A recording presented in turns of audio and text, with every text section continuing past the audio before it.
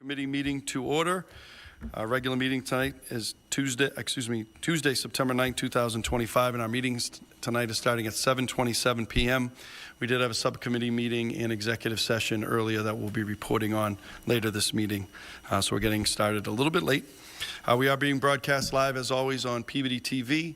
The minutes for tonight's meeting are being taken by our recording secretary, Laura Bowe, and when we get to the opportunity for public participation, we'll certainly open it up to anybody here, and if there's anybody online at that time, they can join us online, and we'd be able to bring them into the meeting at that time. So we have our full committee here today, as well as our administrative team, and a number of items to go through today. But before we get into the agenda, I'd like to start off our meeting with a moment of silence, followed by the Pledge of Allegiance, please. So if everybody could please stand for the moment of silence, and we'll follow that with the Pledge of Allegiance.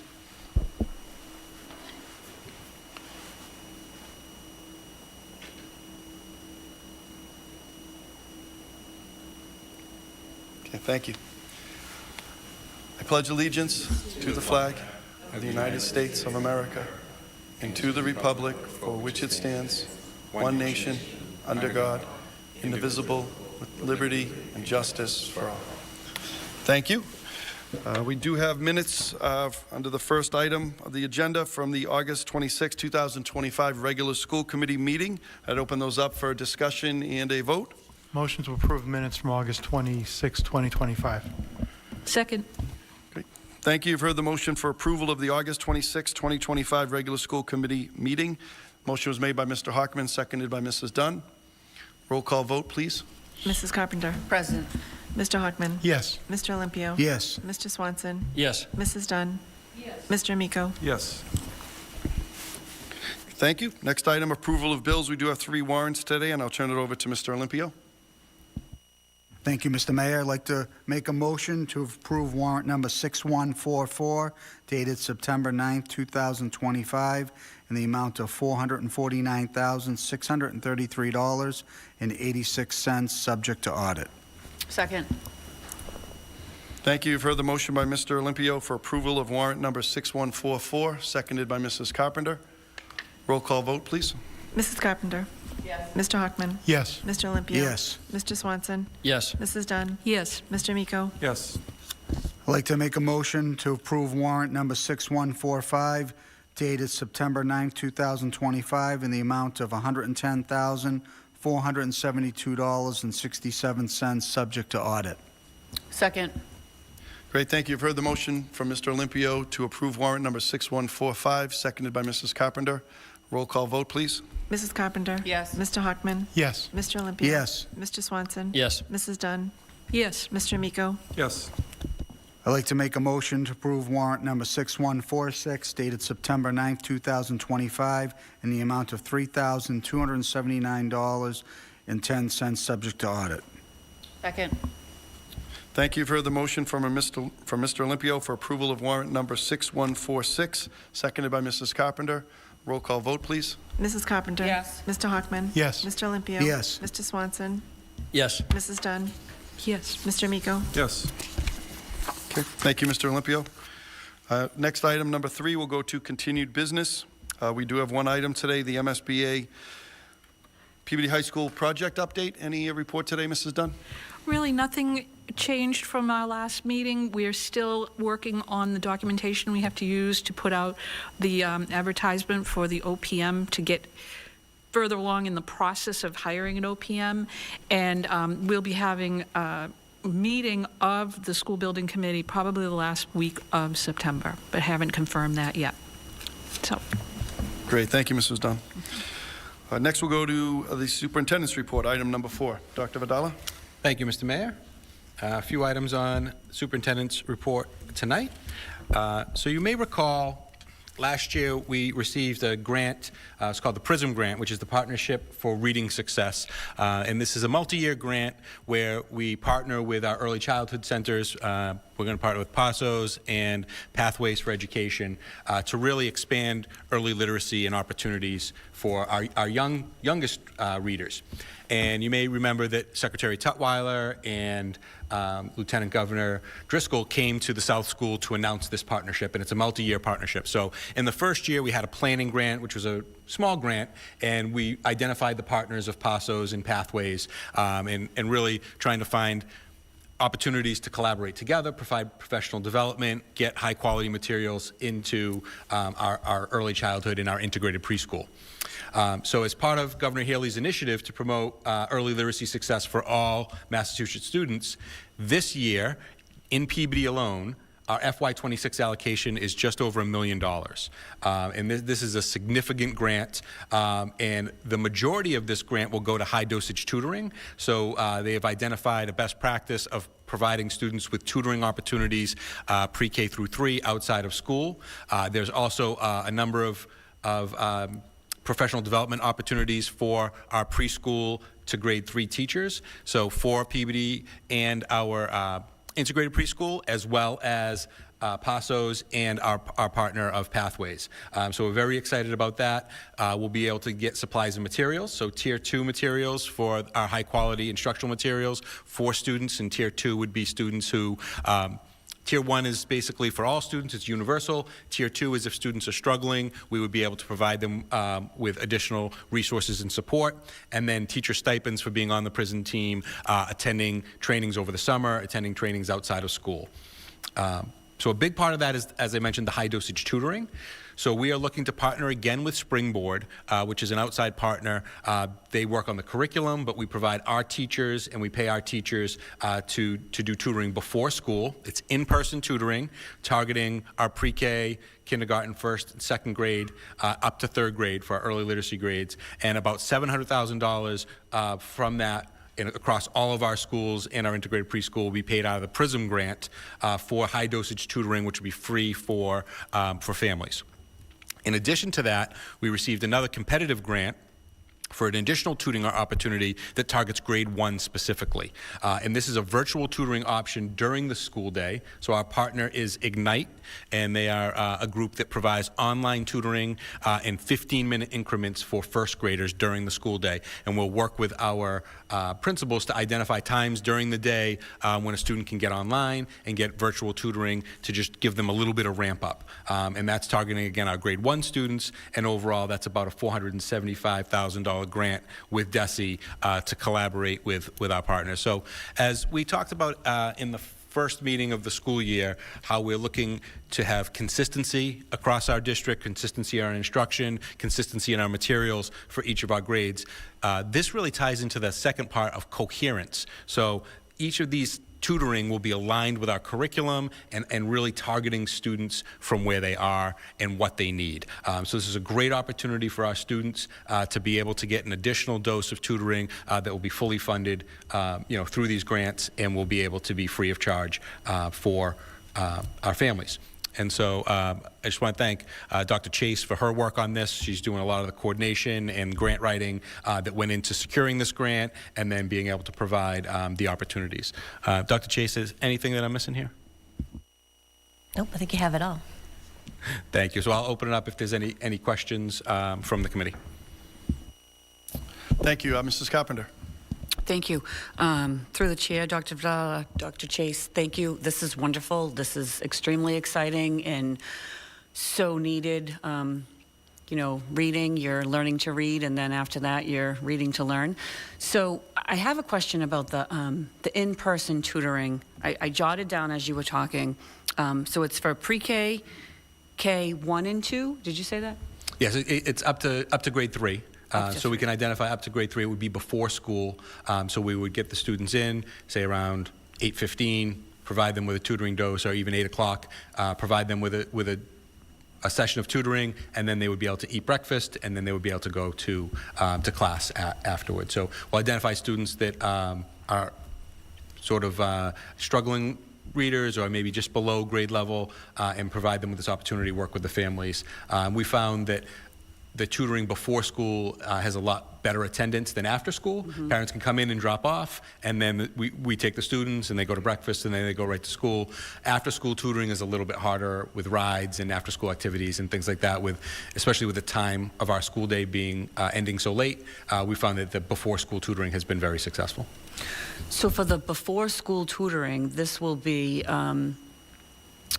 like a stipend, or it's from the staff that already work in that school, because is it throughout all of the schools and all of the pre-Ks? So we've used this program before, and what we do is school-specific tutoring. So each teacher has a certain caseload when we hire them for that. They get the regular pay that's contractually obligated, and then they get training, and then they hold sessions with families as well, so that's an important component. And it's a scripted program, so the training just prepares them to be able to deliver that all in foundational skills. This ties to the early literacy benchmarking that we do. So 3 times a year, we have kids screened, and then we can tell who's in need of that tutoring. So this would be pretty targeted, and we would make sure that kids that had that need would be invited first. Okay, so targeted, and then if there's any additional spots, would it be open up to people who? That we'd probably have to get permission for. Okay. But And I'm when does always this pushing. start? We're in the middle of talking about it right now, so. Okay. we- Well, I we'd think like it's to wonderful. start somewhere in October. I think it's towards great. the end. I'm sorry to push you. I'm excited. No, Can't it's wait for it to start. exciting. Thank you. Thank you. Mrs. Dunn. Thank you. I am thrilled to hear about this because we all know how important reading is. It's very timely. September is National Literacy Month.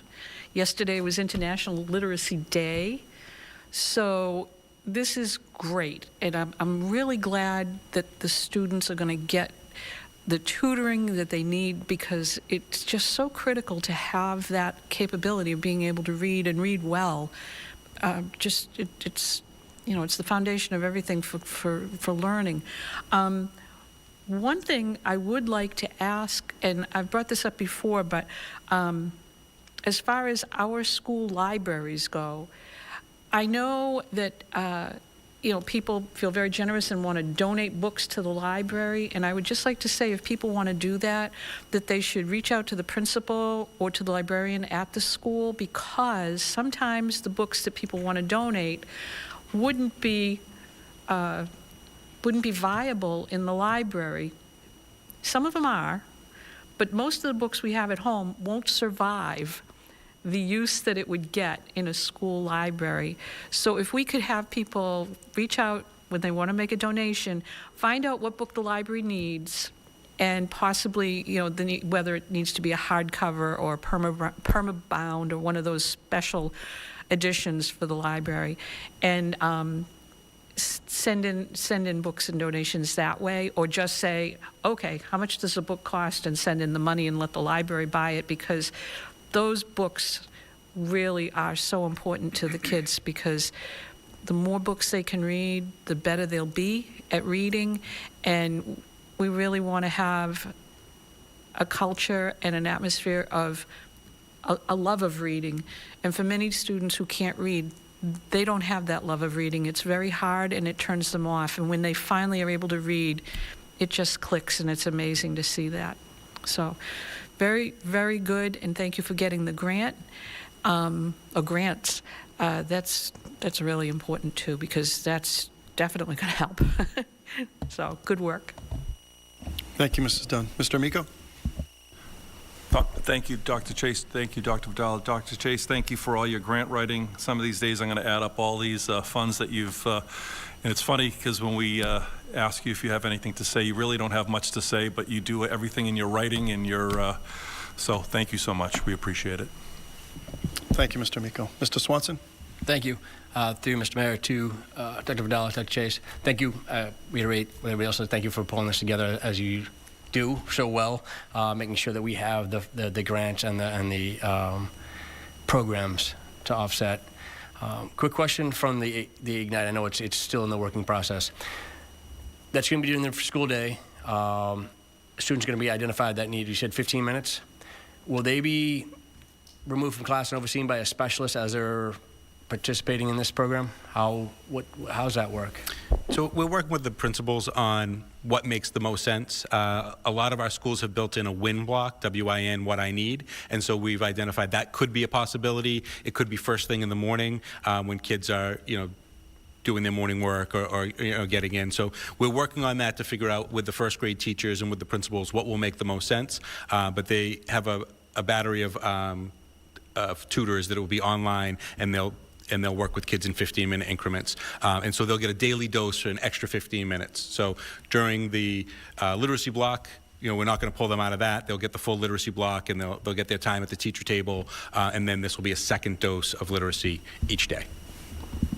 Awesome, thank you. And then just to the point of, is it in the existing classroom, or they removed from the classroom for that? And is that still to be determined? All right, appreciate that. Thank you. Thank you, Mr. Swanson. Ms. Dunn, did you have a question? Yes, it's an additional question. I know you were saying maybe before school. Can we make sure if you've got a student that needs this, but they're a bus student, and if there's any problem of getting them there to school early, if we're able to try to be able to help that family get their child to school? If the student is a walker, it's probably a totally different set of circumstances, but if they're on a bus, they may not be able to get there in time. And I wouldn't want someone to miss this because of transportation. So if you can look into that, please. Yeah, we'll definitely look into that. Thank you. Thank you. Great. Okay, so the next item, very excited about this. Our summer foods program this year was very successful. So just to give a little history, the library had done a summer foods program many, many years ago, and has consistently done it. They've been a great partner. They're still working with us. But they were overseeing it prior to COVID, and then after COVID, I know Mr. Hockman and a number of people have advocated for increasing the program. And in summer of 2020 and summer of 2021, we started providing 5 meals at a time. So we have staff there one day a week. We provide 5 meals at a time for anyone 3 to 18. And it's a free meal for anybody 3 to 18 in the community, and it's sponsored by a state grant. And in 22, we tried to expand it, and then when Mr. Rippon came in 23, really helped increase this program and through partnerships that we've had. So you'll see in 23, we were providing lunch only. We provided almost 2,000 meals total, 858 and then 1068 in August, for a total of just about 2,000 lunches served to our students in 2023. And then some improvements to the program happened in 2024. Again, Mr. Rippon really trying to promote the program. We were up almost 2.5%, a little over 2.5%, and we served over 5,000 meals to our youth. And then this summer, thanks to a great partnership with No Child Goes Hungry in Peabody, we sent out a number of flyers. We were able to provide breakfast as well this year, and partnering with the rec program and the libraries and just some other program, really getting the word out. We served breakfast and lunch this year and served over 10,000 meals, so up 500%. And just really just a feel-good story of all the work and the partnerships that we have, getting meals to hungry kids in the summer. And, a lot of times, we say that breakfast and lunch during the school year, sometimes that's the only time that some of our students eat. And what happens over the summer and when we don't have them. So this program is so critical to food insecurity and so critical to getting kids meals, and then they're served at the parks and at the schools, and again over 10,000 meals. And I just want to give a lot of credit to Mr. Rippon for all the work he's done, and I'll turn it over to you because I know you have some exciting news too about food services. Thank you. Yes, and in your packet you have some additional information. The way I would frame it is where we were, where we are, and where we're heading.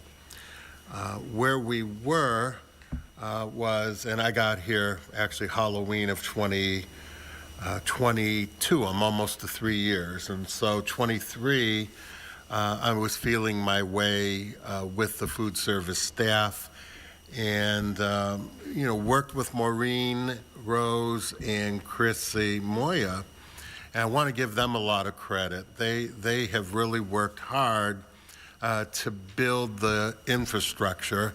I want to thank, especially for this last year, I want to thank the person sitting next to me, Mark Higgins, because FKO was new to the program, and he helped navigate that partnership for the summer. I want to thank Jared and No Child Goes Hungry, and Chrissy to put together the flyers. It seemed to have made a difference, especially in multiple languages. I volunteer at the pantry putting together the bags, and again, we did that a couple of 3 weeks in a row, 300, 400 flyers going out. So that was this summer.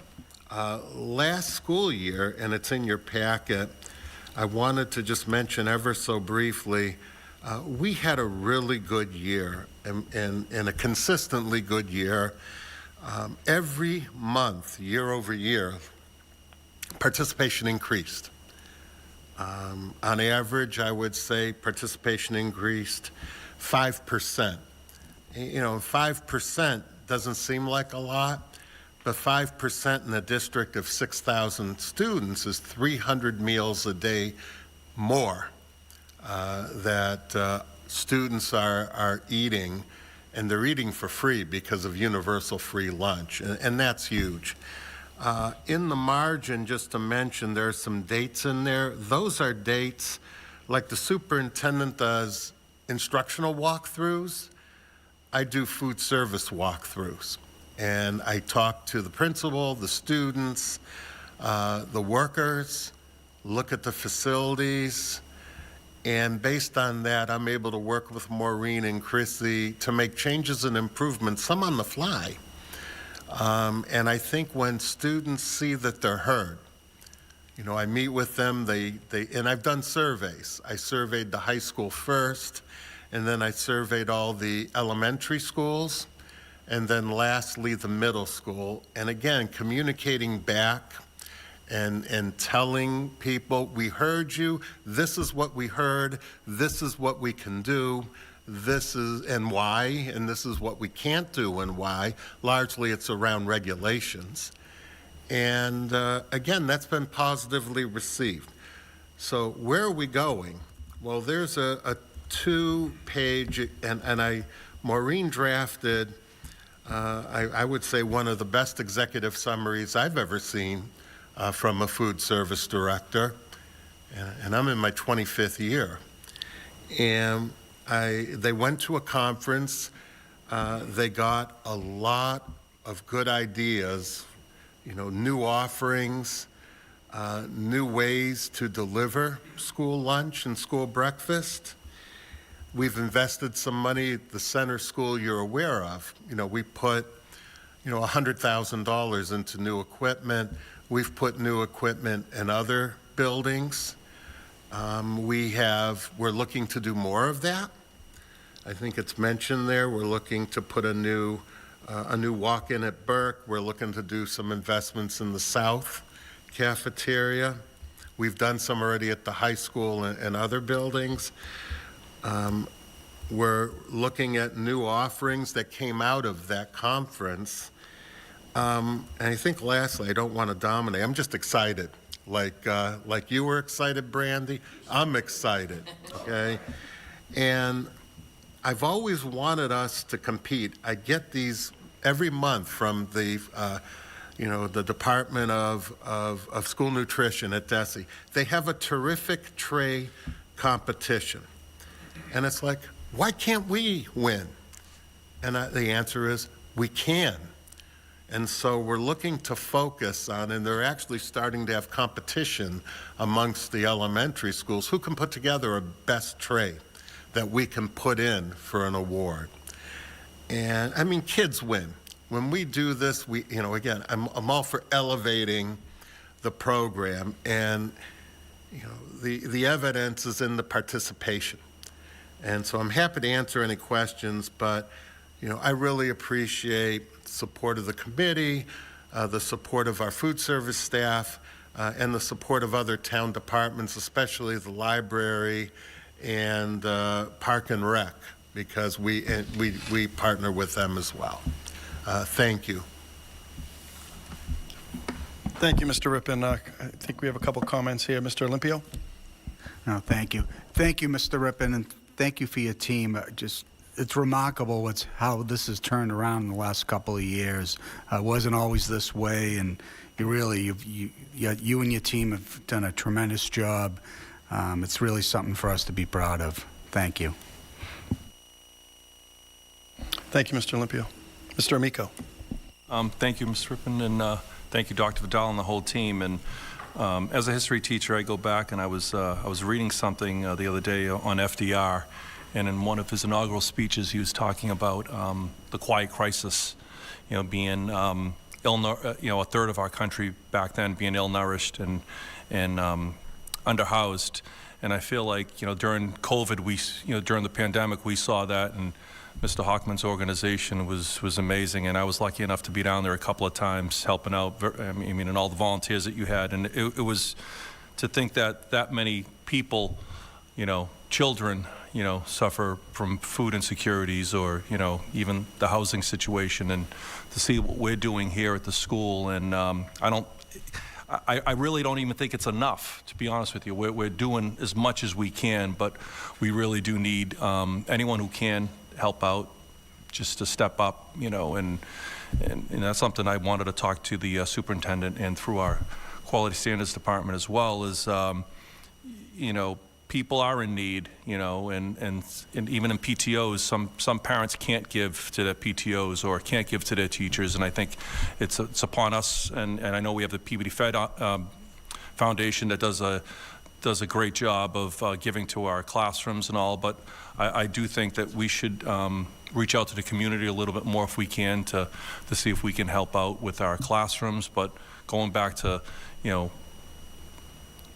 feeding kids, and it just doesn't happen, at school. And Dr. Vidal did mention that sometimes, the 2 meals that they get here at school are the only 2 meals that they will get. So just something to think about for those of us who are fortunate enough to not have to worry about where our next meal is coming from. So thank you. Thank you, Mr. Amico. Mrs. Dunn? Well, thank you, Mr. Mayor.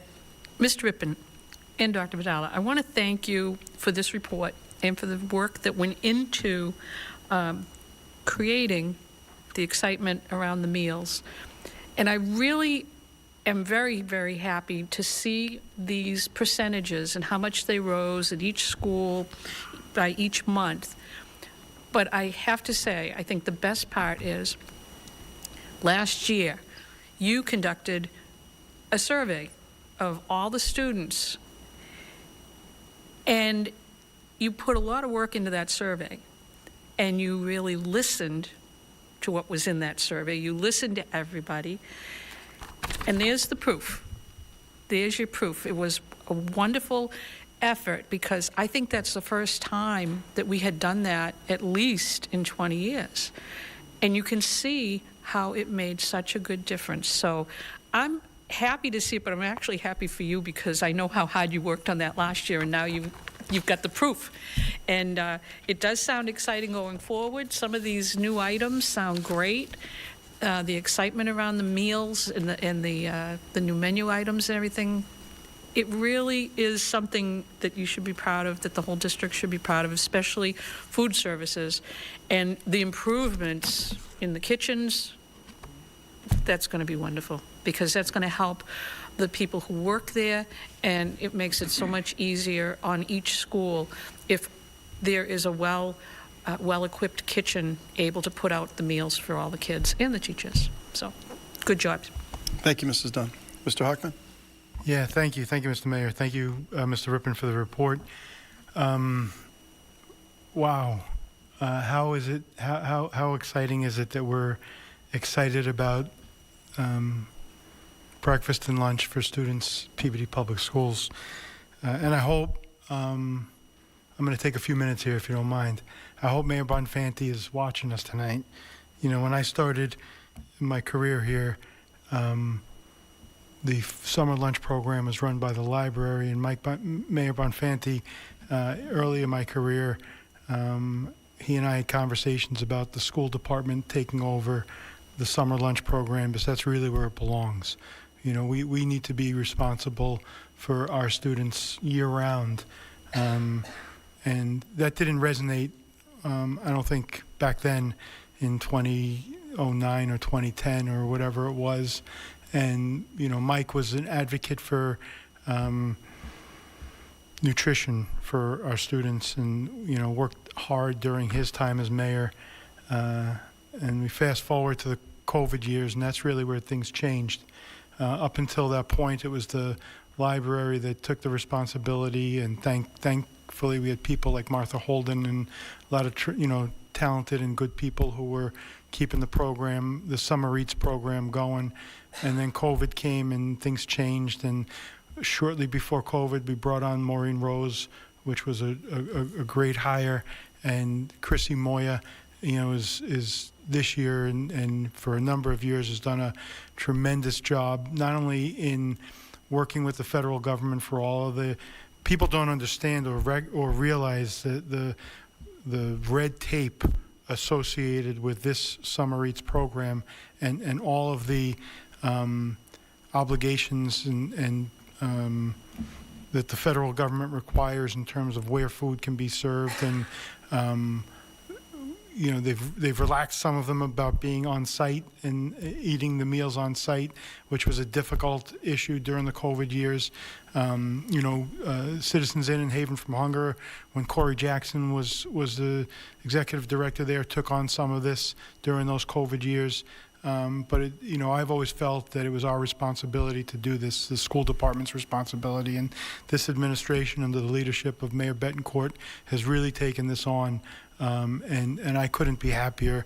Not only that we're taking the responsibility of our students year-round, but now we're, as Ms. Dunn said, we're realizing the reward of that work. We're having over 8,000 kids eat lunch in the summer of 2025, offering breakfast for the first time in my recollection during the Summer Eats program. I mean, how tremendous is this? And there are kids, Mr. Amico, you know, who is a teacher in another district, and he sees it in his classroom every day, and I'm sure Ms. Carpenter sees it at her school too. You know, kids, this is real. This is real. This is, for some kids in our city, Peabody, this is, for some kids, the only meals they eat in a day. And for us to realize that as a community, as a school district, and to not only realize it but do something about it is not just the right thing to do, but commendable. So, Mr. Rippon, Dr. Higgins, Dr. Vidala, and everyone else. I know Chrissy Moya was really involved in this, and Maureen Rose too, and all the people that are in the trenches, because our food services, I don't want to I'll call them lunch ladies, that do a great job day in and day out. It wasn't the culture here for that staff to work during the summer, and it is now. And that's a nice change. That's a really, there's buy-in from top to bottom, and it makes me ecstatic. I couldn't be happier. I just want to thank everybody involved. I want to thank the Salem News or the Lynn Item, I'm not sure who's here tonight, for writing a great article on this piece tomorrow. I look forward to reading it.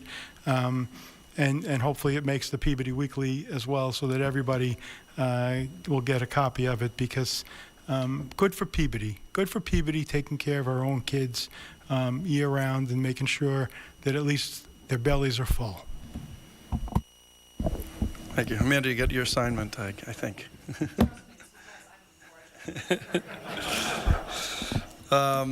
Thank you, Mr. Rippon, you and your team. Great presentation. And Mr. Hockman, I've been reluctant to add anything because I thought your words were spot on, but I wanted to, again, recognize your specific efforts. I know you don't look for credit on this, but you have made a real difference. Your commitment to this, your big heart, your passion for this, feeding our kids across our city. And, you know, I see you every week next door at City Hall, you and your team out there loading the trucks, putting the backpacks together, and certainly your efforts during the summer are huge, but year-round. And, you know, I know I speak for all of us on this committee. because of your efforts, you made a difference. So thank you for that. Thank you. Okay, Dr. Vidal, I'll turn it back to you for a couple more Moving on, items. we have a couple more items. I'm actually going to combine the next two and then sort of talk about, because they're both really, they've become annual events, and I want to thank Dr. Higgins on this one. He's really spearheaded both of these. The first one is this Friday. We'll have our annual High Fives for Henry at each of our schools. It's a partnership with the police officers. There'll be police officers, really an opportunity for them to get out, community policing, seeing our students, giving them high fives as they enter the day, and starting on a positive note. This is something that the Peabody Police Department has really embraced, and Chief Griffin has really made sure that we have officers in every building. And this was one of Henry's favorite days at the Welch School. So this is in honor of Henry's memory, and we'll do high fives for Henry on Friday. And the students love it.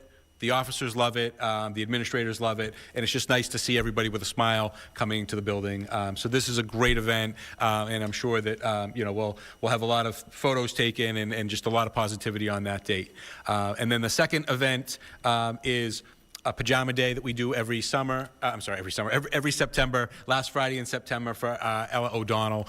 We do a district-wide pajama day on a Friday, and we raise money. Students donate to dress in pajamas, and all of the money goes to Ella's Army, and it funds research for pediatric cancer. And so I know Dr. Higgins is very instrumental in both of these events, so I'll give him a chance just to talk a little bit about both of them. But these are great events on Fridays that just add spirit and pride to our community.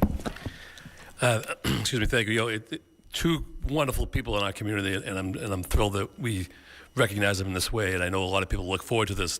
The kids already talked to me about it. When are we going to have the high five? When do we get to wear the pajamas? And so I'm glad that they've become such great traditions. So looking forward to supporting both of these events. Thank you.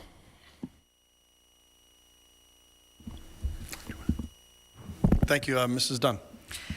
It's a question. Can people send in money for the pajamas for pediatric cancer? Can people just send in money to the school for that day?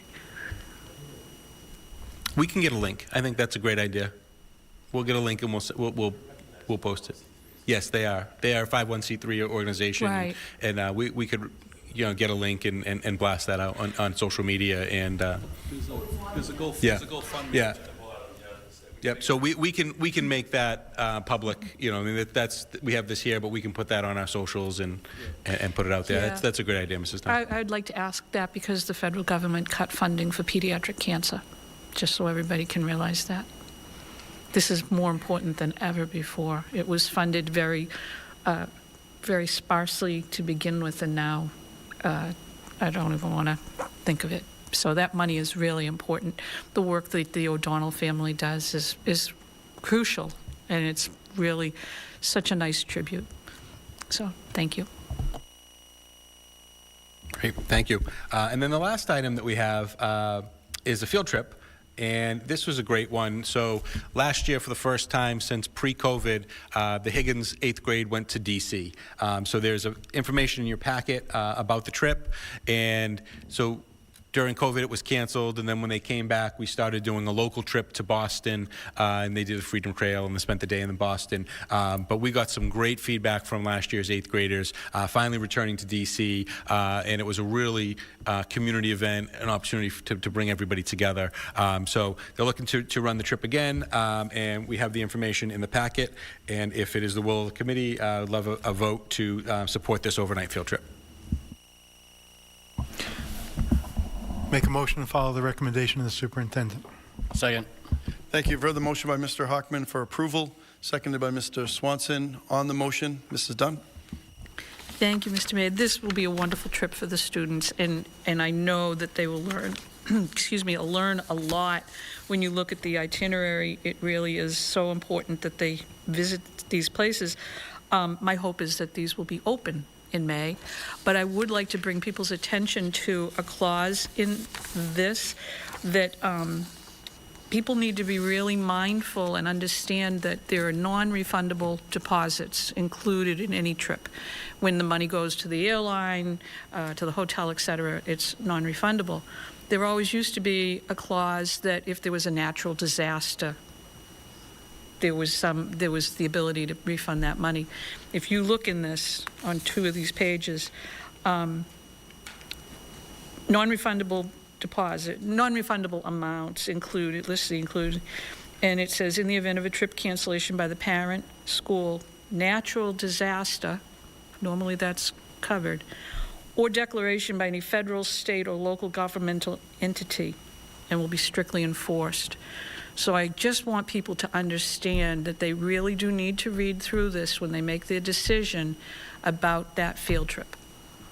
And I've always held that it is up to the individual families if their child goes on a field trip.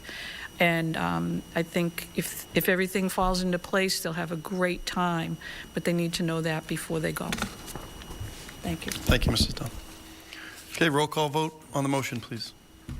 Mrs. Carpenter?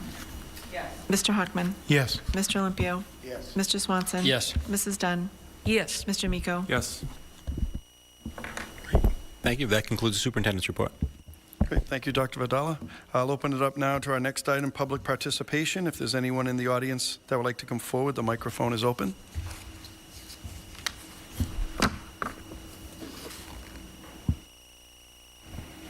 Good.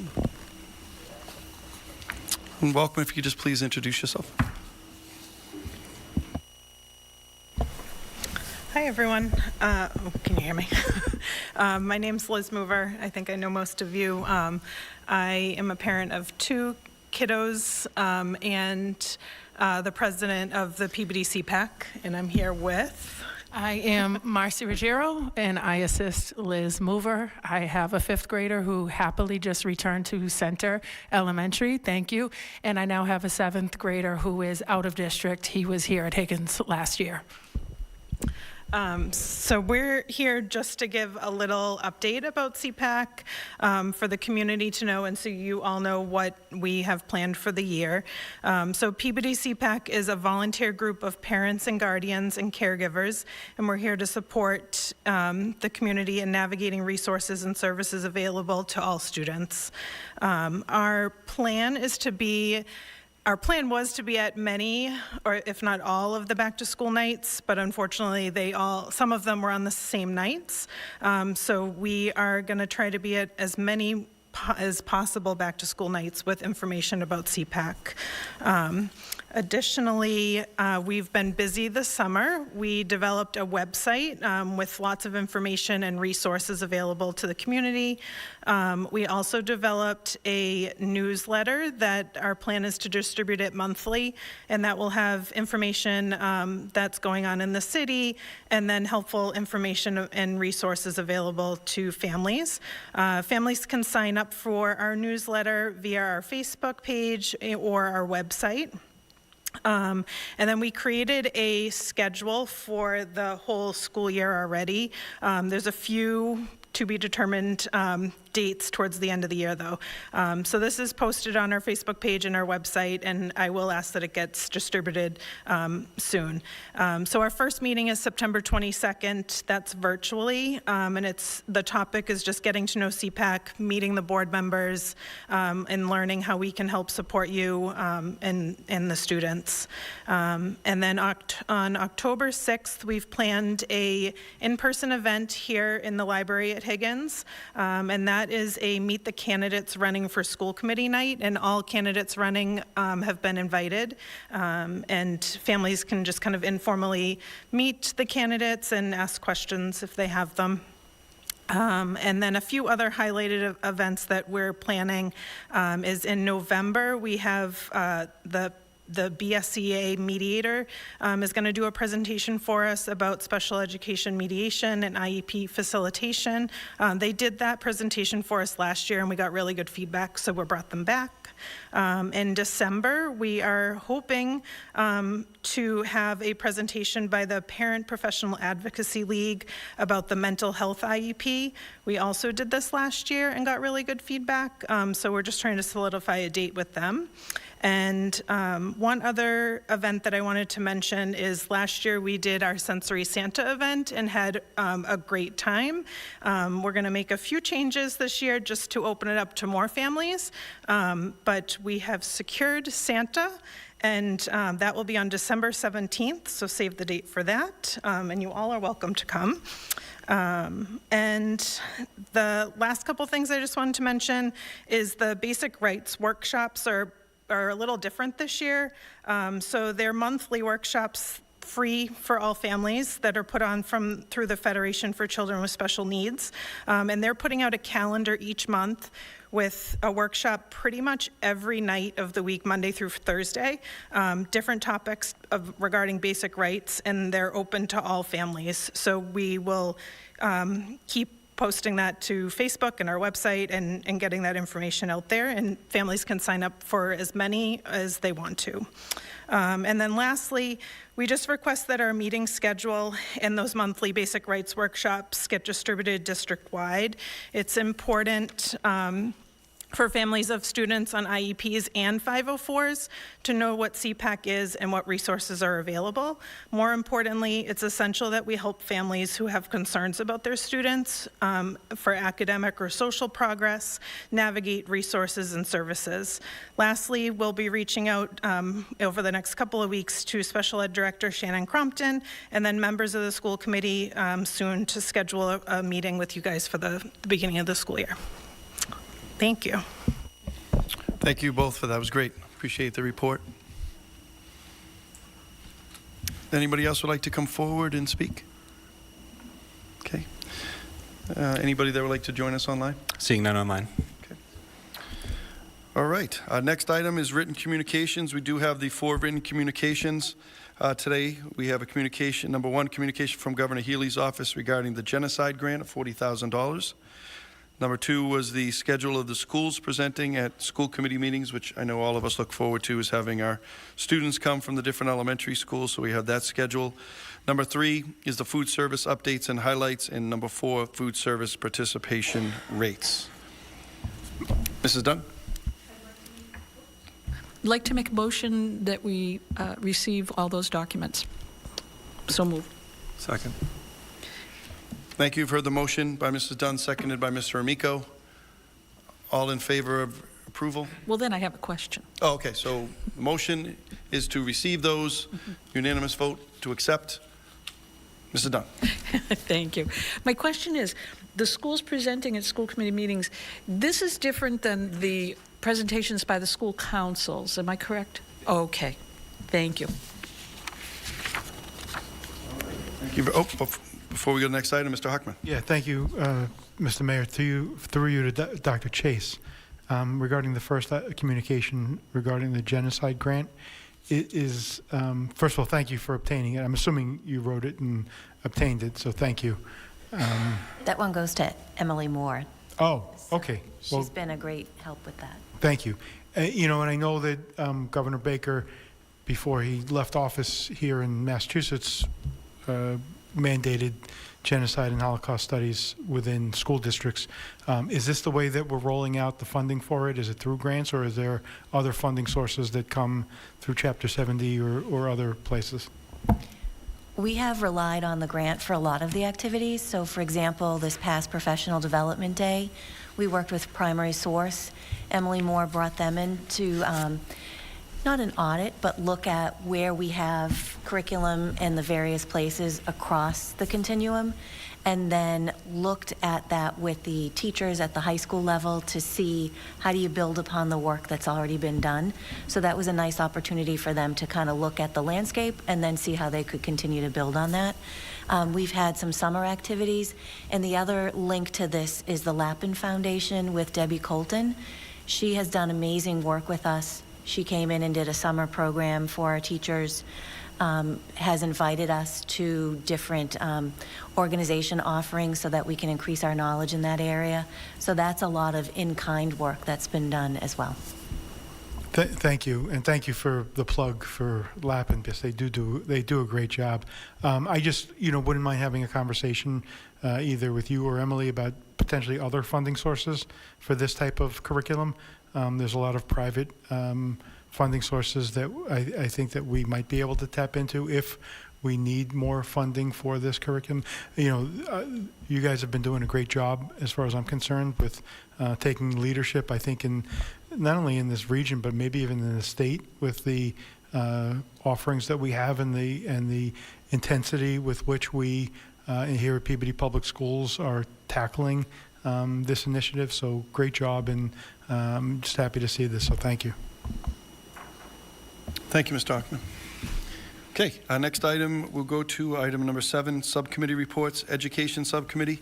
Anything to report today, Yes, Mr. Amico? Thank you. Through the chair, Mayor, on behalf of Mr. Hockman's request, maybe we will set up a meeting with Dr. Chase and go over some of those grants and some of the genocide studies and go from there. So we'll be in touch to set something up. Thank you.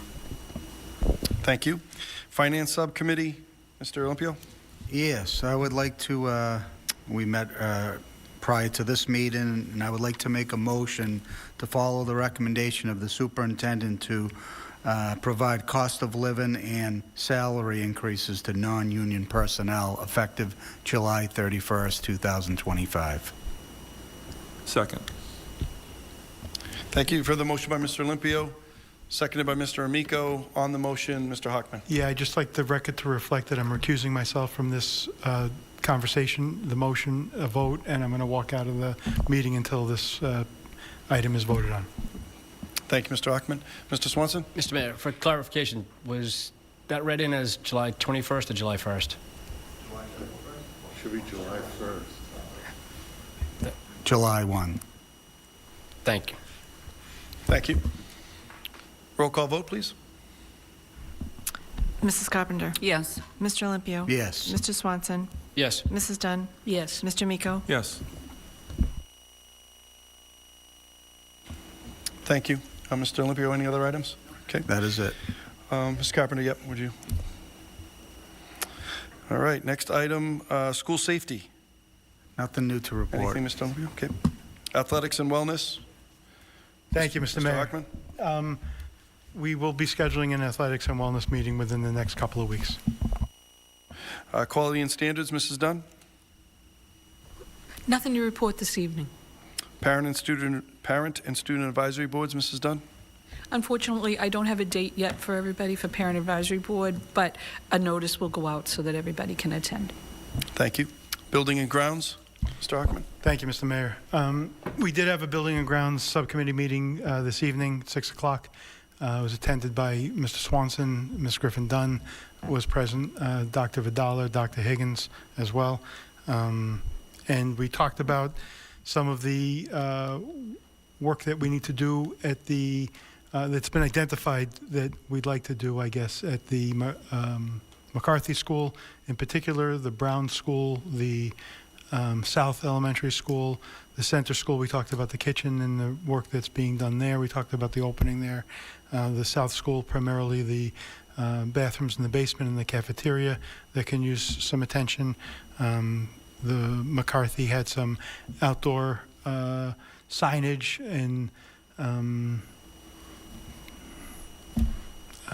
fencing and painting and things along those lines. Dr. Vidala will pass those communications along to the facilities director so that we can have those parsed out. I do want to also mention that the Brown School had some exterior issues at opening.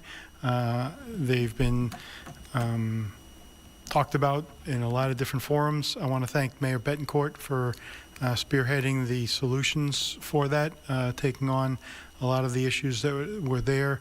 It's my understanding that we do have a outside vendor who was at the Brown School today and will be there tomorrow, addressing some of the issues that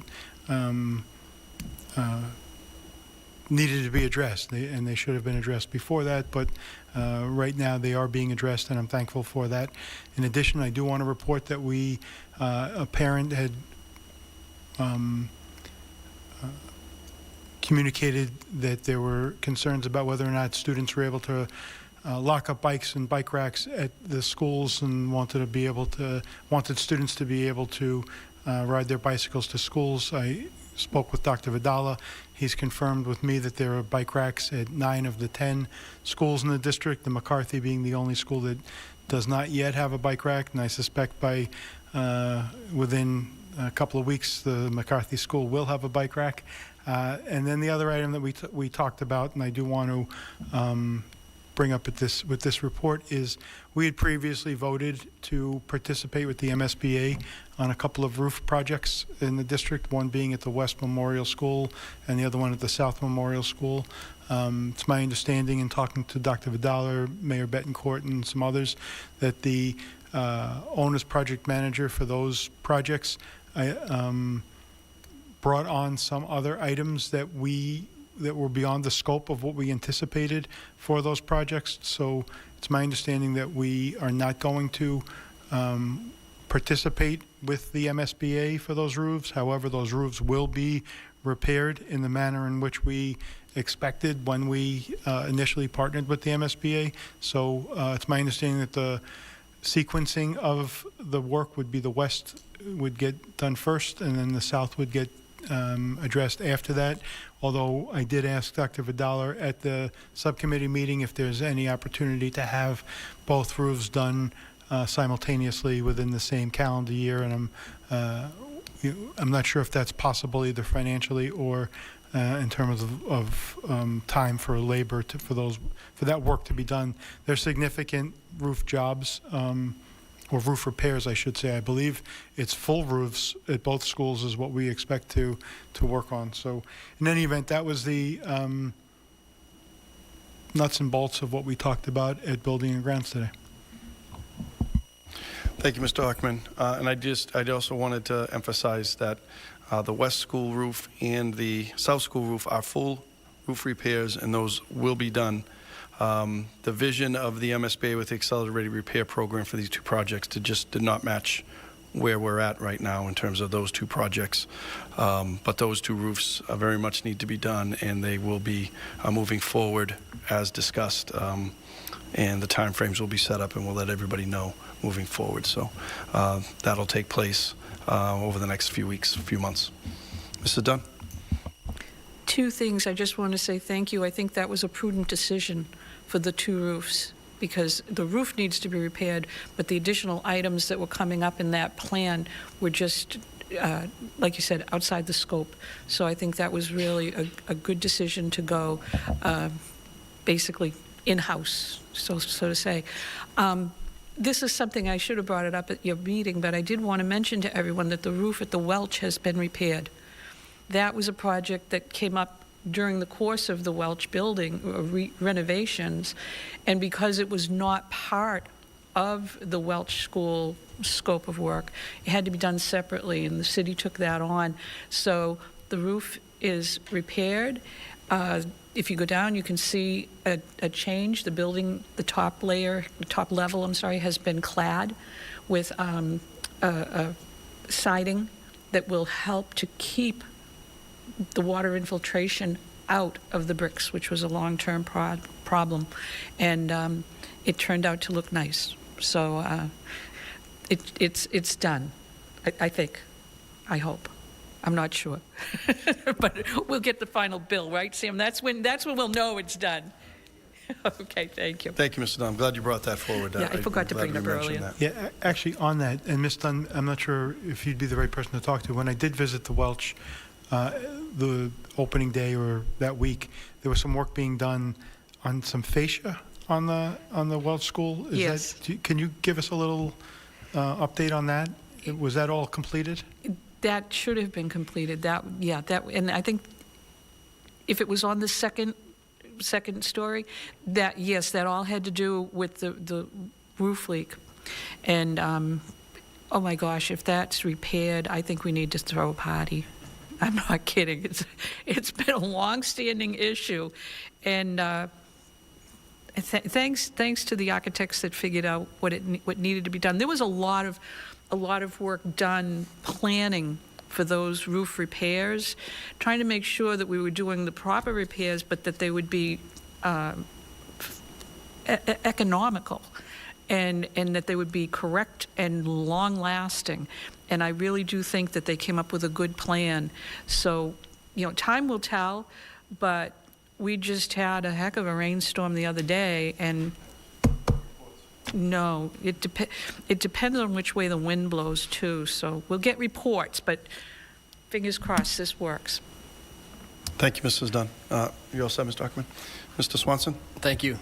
Mr. Chairman, through you to Mr. Hockman, could we add, I forgot to bring this up during our subcommittee meeting, for our next meeting, could we add the smoke hatch at the high school? I'd like to have that, facilities looking at that before the performing arts start building, and while the weather's still nice out there. So we witnessed some ceremonies that were dampered by that water coming in. Thank you for the reminder. Good way to Mr. put it, Swanson. too. Yeah. You're very polite. All right, thank you. That was great. Roofs, and roofs. Special education, Mr. Olympio? Thank you. I want to thank Ms. Mover and CPAC and the whole team over there. That really warms my heart how it's really taken off, and they've done a fantastic job. It's really, you're really doing a great thing for the district, and I really appreciate it. And certainly, when we have our meetings here, I'll certainly alert the public of, where to find you on Facebook and the websites and the upcoming meetings. But I just wanted to thank you and really the whole team. It's just been a wonderful thing for the last couple of years. Thank you. Thank you, Mr. Olympio. City Council, I'm sorry. on that item, Mrs. On Dunn? that item, would it be possible to, now that CPAC has a website, could we put a link on our page on the school department website so that people could find that? Yeah, that way people can see the calendar and all the things that are coming up. So, okay, thank you. Good, thank you. Mr. Hockman? Yeah, on that point too, if it's okay with CPAC and their leadership, I'd like for them to be on our agenda as opposed to talking to us at public participation, so that we have the opportunity to converse with them and engage them with some of the things that are going on, whether at the frequency that they deem necessary. Great, thank you. All right. City Council Legislative Delegation, Mrs. Carpenter? Nothing to report. Redistricting, Mr. Hockman? Nothing to report.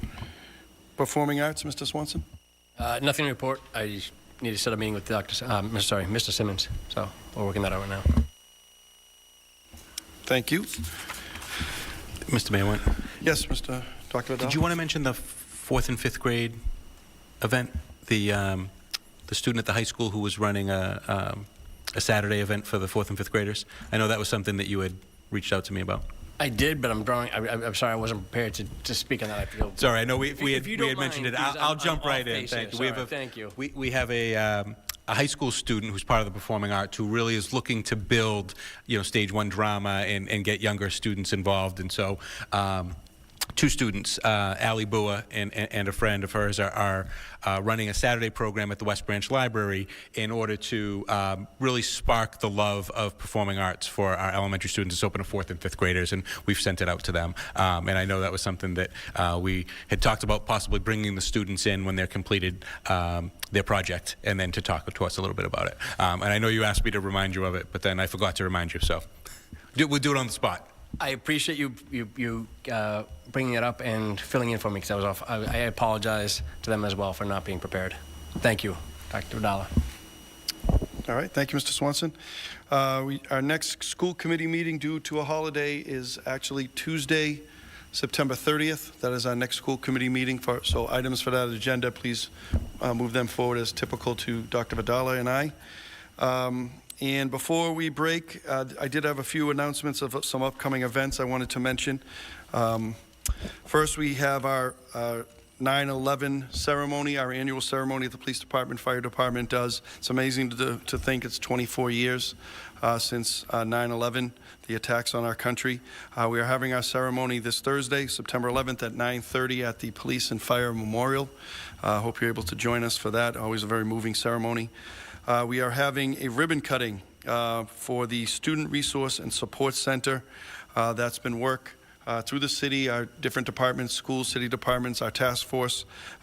We are very happy and pleased to be opening up the Student Resource and Support Center that's going to provide some counseling and services and resources to students both as appointments and as drop-ins. And we are going to have a ribbon-cutting dedication just to bring some attention to those efforts. We have 3 full-time clinicians that are going to be there to assist our students and provide resources and counseling or whatever the needs may be. So that is going to be on Friday, September 19th at 10 a.m. here at the Higgins School. Looking forward to that event. The family of Jason Bernard is having a cornhole tournament Saturday, September 20th at 1 p.m. That's going to be at the East End Veterans Park on Walnut Street. It's going to be again from 1 to 4 p.m. They are raising money for the establishment of a scholarship fund in Jason's memory, and should be a special event if you're able to come by, make a donation, have some food. It should be a special event. We also have our public safety building topping off ceremony to kind of honor the halfway point to our public safety building that is being built next door. That ceremony is scheduled for Thursday, September 30th at 10:30 a.m. I want to make sure that date, because I think I gave the wrong date earlier. It is Tuesday, September 30th at 10:30 a.m. And finally, to put on everybody's radar, some more details will be following, but we are going to have our first annual walk in honor of Jason's memory to raise awareness and education about bullying, mental health, suicide prevention. That is going to be the morning of Saturday, October 11th. It will start at the Brown School and end at the Brown School, but we're working on some details to that, and I'll be bringing those forward as we get closer to that date. But wanted to put that on people's radar, working with Jason's family, all of the different city departments, and through our task force. That'll become an annual event. We are thinking that's going to be an annual event that'll take place every August, to the end of August, right before the start of the school year. That's going to when it's going to be taking place moving forward. However, for the first one, we wanted to get it started this year, and that Saturday, October 11th date, please pencil that in. That should be a great event as well. So I wanted to bring those to everybody's attention. If there's nothing else, we move to adjourn the meeting. Mrs. Dunn, before we break. Thank you. This is an issue that just came up, and I'd just like the administration to be mindful of when scheduling the back-to-school nights or the open house nights. There's a conflict with elementary school and Higgins 6th grade nights. And honestly, I can understand the parents' conflict, because if you have a student at elementary and you have a student at Higgins, you're going to want to go to both events, and the parents at certain elementary schools can't.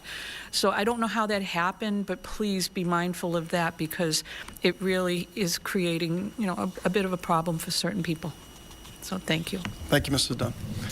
All right, and we'll move to adjourn. Thank you, everybody, for a productive meeting.